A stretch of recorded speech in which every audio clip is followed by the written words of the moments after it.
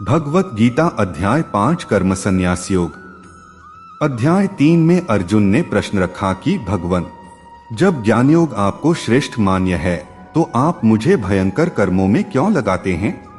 अर्जुन को निष्काम कर्मयोग की अपेक्षा ज्ञान योग कुछ सरल प्रतीत हुआ लगता है, क्योंकि ज्ञान योग में हारने पर देवत्व और विजय में महामहिम स्थिति दोनों ही दशाओं में लाभ ही लाभ प्रतीत हुआ। अब तक अर्जुन ने भली प्रकार समझ लिया है कि दोनों ही मार्गों में कर्म तो करना ही पड़ेगा। योगेश्वर उसे संशय रहित होकर तत्वदर्शी महापुरुष की शरण लेने के लिए भी प्रेरित करते हैं, क्योंकि समझने के लिए वही एक स्थान है। अतः दोनों मार्गों में से एक चुनने से पूर्व उसने निवेदन किया। श्लोक 1। संन्यास कर्मणा कृष्ण पुनर्योगं च शंससि यच्छ्रे ऐत्योरेकं तन्मे ब्रूहि सुनिश्चितम। अर्थ, अर्जुन ने कहा, हे कृष्ण, पहले आप मुझसे कर्म त्यागने के लिए कहते हैं और फिर भक्तिपूर्वक कर्म करने का आदेश देते हैं। क्या आप अब कृपा करके निश्चित रूप से मुझे बताएंगे कि इन दोनों में से कौन अधिक लाभप्रद है। श्लोक 2। संन्यास कर्मयोगश्च न्यश्रेयस्करावुभौ तयोस्तु कर्म संन्यासात् कर्मयोगो विशिष्यते। अर्थ, श्री भगवान ने उत्तर दिया, मुक्ति के लिए तो कर्म का परित्याग तथा भक्ति में कर्मयोग दोनों ही उत्तम हैं, किंतु इन दोनों में से कर्म के परित्याग से भक्तियुक्त कर्म श्रेष्ठ है। श्लोक 3। ज्ञेयः स नित्य सन्यासी यो न द्वेष्टि न कांक्षति निर्द्वंद्वो ही महाबाहो सुखम बंधात् प्रमुच्यते। अर्थ, जो पुरुष न तो कर्मफलों से घृणा करता है और न कर्मफल की इच्छा करता है, वह नित्य सन्यासी जाना जाता है। हे महाबाहु अर्जुन, ऐसा मनुष्य समस्त द्वंद्वों से रहित होकर भवबंधन को पार कर पूर्णतया मुक्त हो जाता है। श्लोक 4। सांख्य योगो पृथक बालाः प्रवदन्ति न पंडिताः एकं प्यास्थितः समयगुभ्योर्विन्दते फलम। अर्थ, अज्ञानी ही भक्ति कर्मयोग को भौतिक जगत के विश्लेषणात्मक अध्ययन सांख्य से भिन्न कहते हैं। जो वस्तुतः ज्ञानी हैं, वे कहते हैं कि जो इनमें से किसी एक मार्ग का भली भांति अनुसरण करता है, वह दोनों के फल प्राप्त कर लेता है। श्लोक 5। यत् सांख्यः प्राप्यते स्थान तद्योगैरपि गम्यते एकं सांख्यं च योगं च यः पश्यति स पश्यति। अर्थ, जो यह जानता है कि विश्लेषणात्मक अध्ययन सांख्य द्वारा प्राप्य स्थान भक्ति द्वारा भी प्राप्त किया जा सकता है, और इस तरह जो सांख्य योग तथा भक्ति योग को एक समान देखता है, वही वस्तुओं को यथारूप में देखता है। श्लोक 6। संन्यासस्तु महाबाहो दुःखमाप्तुं योगतः योगयुक्तो मुनिर्ब्रह्म न चिरेणाधिगच्छति। अर्थ, भक्ति में लगे बिना केवल समस्त कर्मों का परित्याग करने से कोई सुखी नहीं बन सकता, परंतु भक्ति में लगा हुआ विचारवान व्यक्ति शीघ्र ही परमेश्वर को प्राप्त कर लेता है। श्लोक 7। योगयुक्तो विशुद्धात्मा विजितात्मा जितेंद्रियः सर्वभूतात्म भूतात्मा कुर्वन्नपि न लिप्यते। अर्थ, जो भक्ति भाव से कर्म करता है, जो विशुद्ध आत्मा है और अपने मन तथा इंद्रियों को वश में रखता है, वह सबों को प्रिय होता है और सभी लोग उसे प्रिय होते हैं। ऐसा व्यक्ति कर्म करता हुआ भी कभी नहीं बंधता। श्लोक 8। नैव किंचित करोमीति युक्तो मन्येत तत्त्ववित् पश्यन् शरिण्वंस परिशन् जिघ्रन्नश्ननाच्छन् स्वपंश्वसन्। श्लोक 9। प्रल्पन् विसर्जन् गरहणन्नुन्मिषन् निमिषन्नपि इंद्रियाणीन्द्रियार्थेषु वर्तन्त इति धारयन्। अर्थ, दिव्य भावनामृत युक्त पुरुष देखते, सुनते, स्पर्श करते, सूंघते, खाते, चलते, फिरते, सोते तथा श्वास लेते हुए भी अपने अंतर में सदैव यही जानता रहता है कि वास्तव में वह कुछ भी नहीं करता। बोलते, त्यागते, ग्रहण करते या आंखें खोलते बंद करते हुए भी वह यह जानता रहता है कि भौतिक इंद्रियां अपने अपने विषयों में प्रवृत्त हैं और वह इन सबसे पृथक है। श्लोक 10। ब्रह्मण्याधाय कर्माणि संगं त्यक्त्वा करोति यः लिप्यते न स पापेन पद्मपत्रमिवाम्भसा। अर्थ, जो व्यक्ति कर्मफलों को परमेश्वर को समर्पित करके आसक्ति रहित होकर अपना कर्म करता है, वह पाप कर्मों से उसी प्रकार अप्रभावित रहता है जिस प्रकार कमलपत्र जल से अस्पृश्य रहता है। श्लोक 11। कायेन मनसा बुद्ध्या केवलैरिंद्रियर्पि योगिनः कर्म कुर्वन्ति संगं त्यक्त्वात्मशुद्धे। अर्थ, योगी जन आसक्ति रहित होकर शरीर, मन, बुद्धि तथा इंद्रियों के द्वारा भी केवल शुद्धि के लिए कर्म करते हैं। श्लोक 12। युक्तः कर्मफलं त्यक्त्वा शान्तिमाप्नोति नैष्ठिकीम्। अयुक्तः कामकारेण फले सक्तो निबध्यते। अर्थ, निश्चल भक्त शुद्ध शांति प्राप्त करता है क्योंकि वह समस्त कर्मफल मुझे अर्पित कर देता है, किंतु जो व्यक्ति भगवान से युक्त नहीं है और जो अपने श्रम का फलकामी है वह बंध जाता है। श्लोक 13। सर्वकर्माणि मनसा संन्यस्यास्ते सुखम वशी, नवद्वारे पुरे देहि नैव कुर्वन् कार्यम्। अर्थ, जब देहधारी जीवात्मा अपनी प्रकृति को वश में कर लेता है और मन से समस्त कर्मों का परित्याग कर देता है, तब वह 9 द्वारों वाले नगर भौतिक शरीर में बिना कुछ किए कराए सुखपूर्वक रहता है। श्लोक 14। न कर्तृत्व न कर्माणि लोकस्य सृजति प्रभुः, न कर्मफल संयोगं स्वभावस्तु प्रवर्तते। अर्थ, शरीर रूपी नगर का स्वामी देहधारी जीवात्मा न तो कर्म का सृजन करता है, न लोगों को कर्म करने के लिए प्रेरित करता है, न ही कर्मफल की रचना करता है। यह सब तो प्रकृति के गुणों द्वारा ही किया जाता है। श्लोक 15। नादत्ते कस्यचित् पापं न चैव सुकृतं विभुः, अज्ञानेनावृतं ज्ञानं तेन मुह्यन्ति जन्तवः। अर्थ, परमेश्वर न तो किसी के पापों को ग्रहण करता है न पुण्यों को, किंतु सारे देहधारी जीव उस अज्ञान के कारण मोहग्रस्त रहते हैं जो उनके वास्तविक ज्ञान को आच्छादित किए रहता है। श्लोक 16। ज्ञानेन तु तदज्ञानम येषां नाशितमात्मनः, तेषामादित्यवज् ज्ञानं प्रकाश्यति तत्परम्।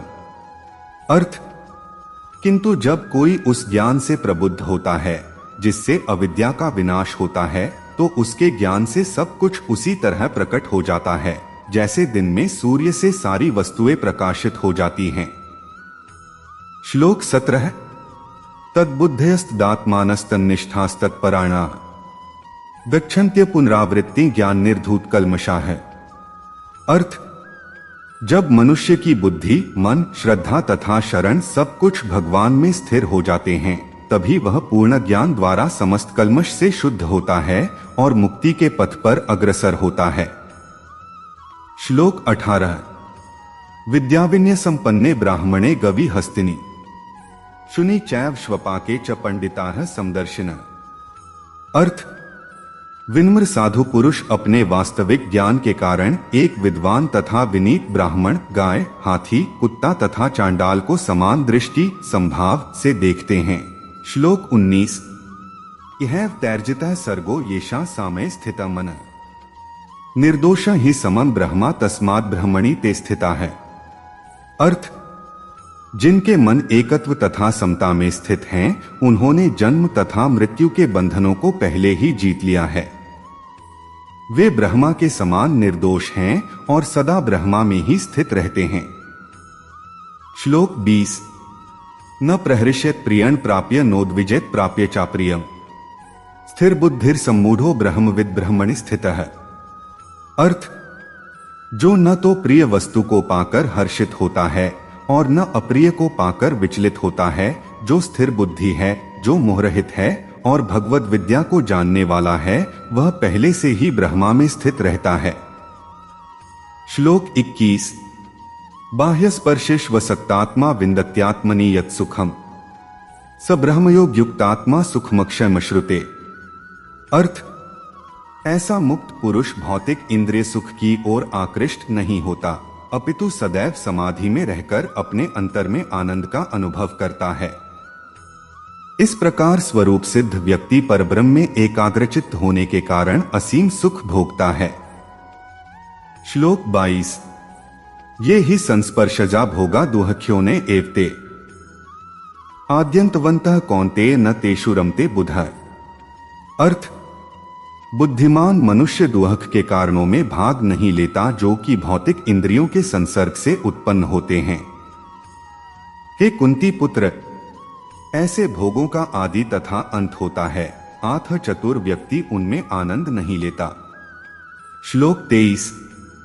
शक्नोति है यह सोढ़ु प्राक शरीर विमोक्षणात् काम क्रोधोद्भवम वेगन स युक्तः स सुखी नरः।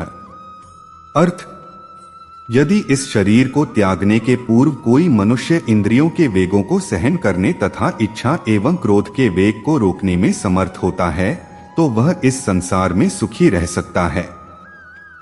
श्लोक 24। योऽन्तः सुखोऽन्तरारामस्तथान्तर ज्योतिरेव यः स योगी ब्रह्म निर्वाणं ब्रह्मभूतोऽधिगच्छति। अर्थ, जो अंतःकरण में सुख का अनुभव करता है, जो कर्मठ है और अंतःकरण में ही रमण करता है तथा जिसका लक्ष्य अंतर्मुखी होता है, वह सचमुच पूर्ण योगी है। वह परब्रह्म में मुक्ति पाता है और अंततो गत्वा ब्रह्मा को प्राप्त होता है। श्लोक 25। लभन्ते ब्रह्म निर्वाणम ऋषयः क्षीणकल्मषाः छिन्नद्वैधा यतात्मानः सर्वभूतिते रताः। अर्थ, जो लोग संशय से उत्पन्न होने वाले द्वैत से परे हैं, जिनके मन आत्म साक्षात्कार में रत हैं, जो समस्त जीवों के कल्याण कार्य करने में सदैव व्यस्त रहते हैं और जो समस्त पापों से रहित हैं, वे ब्रह्म निर्वाण मुक्ति को प्राप्त होते हैं। श्लोक 26। काम क्रोध विमुक्ताना यतीना यच्चेत्सा अभितो ब्रह्म निर्वाण वर्तते विदितात्मना। अर्थ, जो क्रोध तथा समस्त भौतिक इच्छाओं से रहित हैं, जो स्वरूप सिद्ध आत्मसंयमी हैं और संसिद्धि के लिए निरंतर प्रयास करते हैं, उनकी मुक्ति निकट भविष्य में सुनिश्चित है। श्लोक 27। स्पर्शान् कृत्वा बहिर्बाह्यांश चक्षुश्चैवान्तरे भ्रुवोः प्राणापानौ समौ कृत्वा नासाभ्यन्तरचारिणः। श्लोक 28। यतेन्द्रिय मनोबुद्धिर्मुनिर्मोक्षप्रायणः विगतेच्छाभ्य क्रोधो यह सदा मुक्त एव सः। अर्थ, समस्त इंद्रिय विषयों को बाहर करके, दृष्टि को भौहों के मध्य में केंद्रित करके, प्राण तथा अपान वायु को नथुनों के भीतर रोककर और इस तरह मन, इंद्रियों तथा बुद्धि को वश में करके जो मोक्ष को लक्ष्य बनाता है, वह योगी इच्छा, भय तथा क्रोध से रहित हो जाता है। जो निरंतर इस अवस्था में रहता है, वह अवश्य ही मुक्त है। श्लोक 29। भोक्तारं यज्ञत्पसा सर्वलोक महेश्वरम सुहृदं सर्वभूताना ज्ञात्वा मां शांतिमृच्छति। अर्थ, मुझे समस्त यज्ञों तथा तपस्याओं का परम भोक्ता, समस्त लोकों तथा देवताओं का परमेश्वर एवं समस्त जीवों का उपकारी एवं हितैषी जानकर मेरे भावनामृत से पूर्ण पुरुष भौतिक दुखों से शांति लाभ करता है।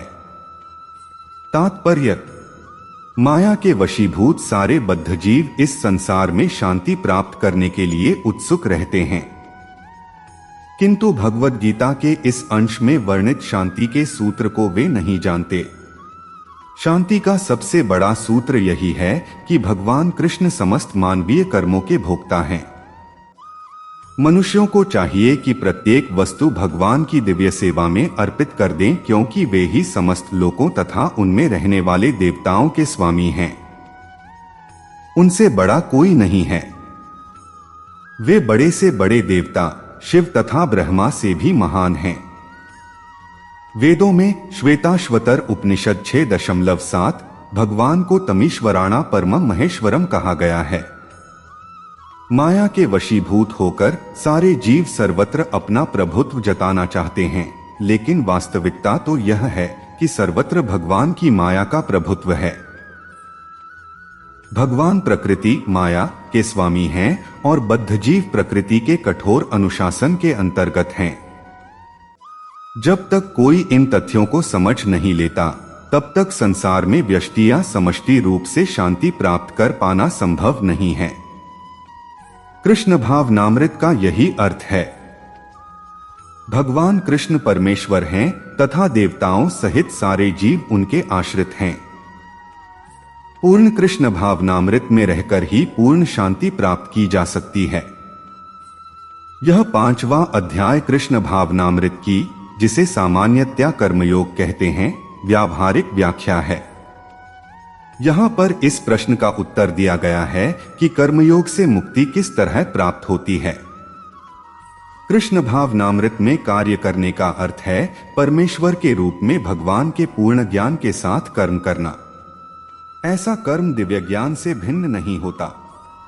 प्रत्यक्ष कृष्ण भावनामृत भक्ति योग है और ज्ञान योग वह पथ है जिससे भक्ति योग प्राप्त किया जाता है।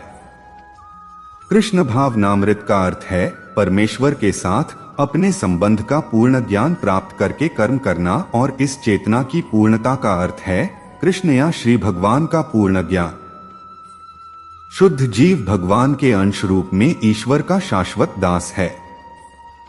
वह माया पर प्रभुत्व जताने की इच्छा से ही माया के संपर्क में आता है और यही उसके कष्टों का मूल कारण है। जब तक वह पदार्थ के संपर्क में रहता है उसे भौतिक आवश्यकताओं के लिए कर्म करना पड़ता है, किंतु कृष्ण भावनामृत उसे पदार्थ की परिधि में स्थित होते हुए भी आध्यात्मिक जीवन में ले आता है, क्योंकि भौतिक जगत में भक्ति का अभ्यास करने पर जीव का दिव्य स्वरूप पुनः प्रकट होता है। जो मनुष्य जितना ही प्रगत है वह उतना ही पदार्थ के बंधन से मुक्त रहता है। भगवान किसी का पक्षपात नहीं करते। यह तो कृष्ण भावनामृत के लिए व्यक्तिगत व्यावहारिक कर्तव्य पालन पर निर्भर करता है, जिससे मनुष्य इंद्रियों पर नियंत्रण प्राप्त करके इच्छा तथा क्रोध के प्रभाव को जीत लेता है, और जो कोई उपर्युक्त कामेच्छाओं को वश में करके कृष्ण भावनामृत में दृढ़ रहता है वह ब्रह्म निर्वाण या दिव्य अवस्था को प्राप्त होता है। कृष्ण भावनामृत में अष्टांग योग पद्धति का स्वयमेव अभ्यास होता है, क्योंकि इससे अंतिम लक्ष्य की पूर्ति होती है। यम, नियम, आसन, प्राणायाम, प्रत्याहार, धारणा, ध्यान तथा समाधि के अभ्यास द्वारा धीरे धीरे प्रगति हो सकती है, किंतु भक्ति योग में तो ये प्रस्तावना के स्वरूप हैं, क्योंकि केवल इसी से मनुष्य को पूर्ण शांति प्राप्त हो सकती है। यही जीवन की परम सिद्धि है। इस प्रकार श्रीमद् भगवद गीता के 5वें अध्याय कर्मयोग कृष्ण भावना भावित कर्म का भक्ति वेदांत तात्पर्य पूर्ण हुआ।